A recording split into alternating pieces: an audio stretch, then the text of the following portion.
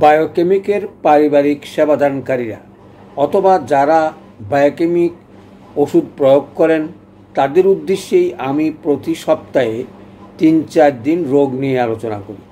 সুতরাং আজকে মূত্রযন্ত্রের 11তম রোগ অসাড়ে মূত্রত্যাগ নিয়ে আলোচনা করব। আলোচনার উদ্দেশ্য একটাই, আমরা কত তাড়াতাড়ি বায়োকেমিক দিয়ে চিকিৎসা করতে পারি। চলে আসি, অসাড়ে মূত্রত্যাগ কাকে বলে? সচরাচর এটা শিশুদের হয়ে থাকে।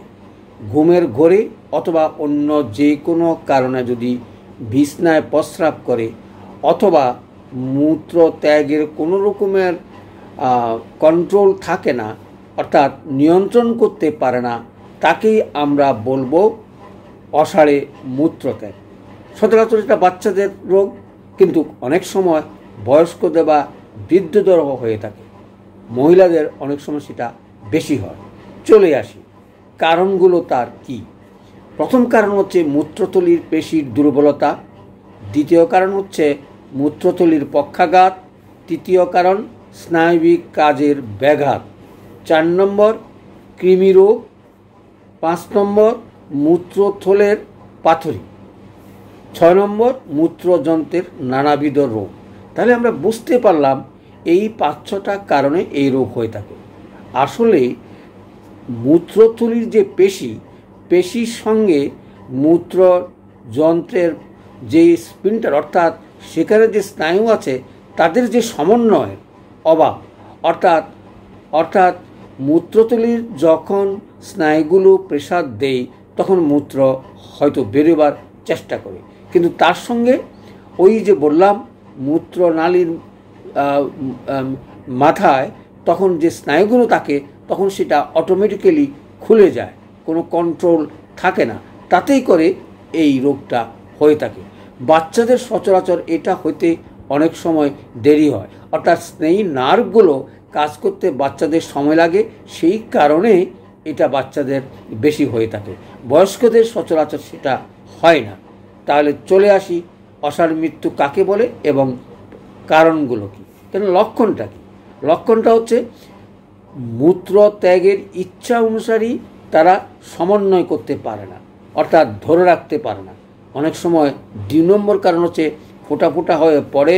3 নম্বর মূত্র বেশিক্ষণ সংবরণ করে রাখতে পারে না। 4 নম্বর বিছানায় প্রস্রাব করে। 5 নম্বর রোগী মনে করে বাইরে সে প্রস্রাব করিতেছে। 6 নম্বর স্বপ্ন দেখে এবং স্বপ্ন দেখার কারণে সে প্রস্রাব করে থাকে।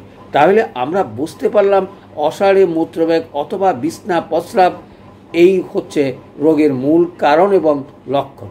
চলে আসি, আমাদের বায়োকেমিকের ওষুধগুলো কিভাবে আমরা প্রয়োগ করব। আমাদের তো সেই 12টি ওষুধ নিয়ে আমাদের প্রয়োগ। প্রথমে যদি আমি বলি, সচরাচর এই যে বললাম পক্ষাঘাত, পেশির দুর্বলতা, এই দুর্বলতাটা হয় ক্যালকেরিয়া ফসের কারণে, অর্থাৎ ক্যালসিয়াম যদি অভাব থাকে তাহলে অন্যান্য যন্ত্রের কাজগুলো ফাংশন ঠিক মতন হয় না, না হলে সেটা হয়। সেজন্য আমরা ক্যালকেরিয়া ফস প্রথম ওষুধ হিসাবে আমরা ব্যবহার করতে পারি শিশুদের বেলা, বয়স্কদের বেলাও, যদি সেরকম প্রস্রাব কন্ট্রোল করতে না পারে, অর্থাৎ প্রস্রাবকে যদি সম্বরণ করতে না পারে, ফোঁটা ফোঁটা প্রস্রাব যদি পড়ে, তাহলে আমরা ক্যালকেরিয়া ফস দিয়ে শুরু করতে পারি। সচরাচর যাদের ডায়াবেটিস হয় তাদেরই এই রোগটা হয়ে থাকে, বয়স্কদের এবং বৃদ্ধদের। চলে আসি, তারপরে যেটা বললাম স্নায়ুর কথা। এই স্নায়ুতে যখন ব্যথা হয় অথবা ক্যাথিটার ঢুকাবার কারণে যদি কোনো রকমের আঘাত লাগে, সেই আঘাতের কারণে যদি কোনো রকমের ট্রাভেলস হয়ে থাকে, তাহলে আমরা ব্যথার জন্য ম্যাকফস আমরা প্রয়োগ করতে পারি। অর্থাৎ নার্ভের ব্যথা সচরাচর ম্যাকফসের অভাবের কারণে হয়ে থাকে। সেই অভাবটা আমরা পূর্ণ করলেই তার এই ইয়েটুকু চলে যাবে। তারপরে নেট্রাম ফস, যেটা সবচেয়ে বেশি কাজ করে যকৃতে এবং স্টোমাকে, অর্থাৎ রক্তে যদি অ্যাসিডিটি বেড়ে যায় তাহলে এই সমস্যাটা হতে পারে, অর্থাৎ কৃমির দোষে হতে পারে, কারণ কৃমির দোষেও, কারণ এটা অম্বলের কারণেও হতে পারে, অর্থাৎ অ্যাসিডিটি যদি বেশি হয়। তারপরে বহুমূত্র, এই 3-4টা ওষুধে মেইন। তার সঙ্গে আমরা যোগ করতে পারি যদি ডায়াবেটিস হয় তাহলে ন্যাট্রাম সালফা এবং ন্যাট্রাম বস দুইটা করে 4টা দিনে 3 বার অন্তত 3-4 মাস খেলে ডায়াবেটিসের উপকার হবে এবং রোগটা কন্ট্রোল হবে।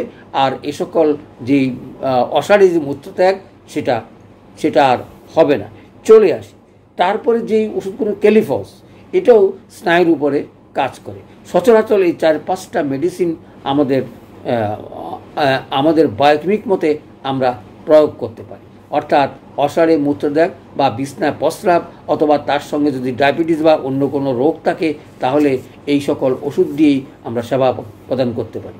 তাহলে আজকে যারা আমার সঙ্গে যুক্ত হয়ে আছেন অথবা পারিবারিক সেবা দেওয়ার জন্য এবং বায়োকেমিকের ডাক্তারি করার জন্য, তাদের উদ্দেশ্যেই বলছি এই ভিডিওগুলো নিজেরা দেখে শেয়ার করার চেষ্টা করবেন এবং প্রচার করবেন। সকলকে ধন্যবাদ জানিয়ে আলোচনা 11 নম্বর মূত্রত্যাগ আলোচনা শেষ করছি। ধন্যবাদ।